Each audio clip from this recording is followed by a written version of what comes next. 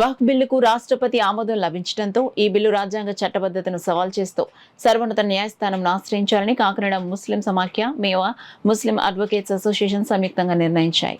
ఆదివారం కాకినాడ నగరంలో మేవా హాల్లో కాకినాడ ముస్లిం సమాఖ్య అధ్యక్షులు ఎస్ అజాజుద్దీన్ అధ్యక్షతన జరిగిన సమావేశంలో మేవా మా అధ్యక్షులు ఎండి జవహర్ అలీ, మేవా కార్యదర్శి సయ్యద్ సలార్లు వక్ఫ్ బిల్ 2025లో పొందుపరిచిన అంశాలపై చర్చించారు. ఈ సందర్భంగా ఎస్ అజాజుద్దీన్ మాట్లాడుతూ వక్ఫ్ బిల్లు 2025 వలన ముస్లిం సమాజానికి కలిగే అనర్థాలు ముస్లిం సమాజంలోకి విస్తృతంగా తీసుకుని వెళ్లాలని, ఈ బిల్లును వ్యతిరేకిస్తూ శాంతియుతంగా ఉద్యమాన్ని చేపట్టాలని సూచించారు.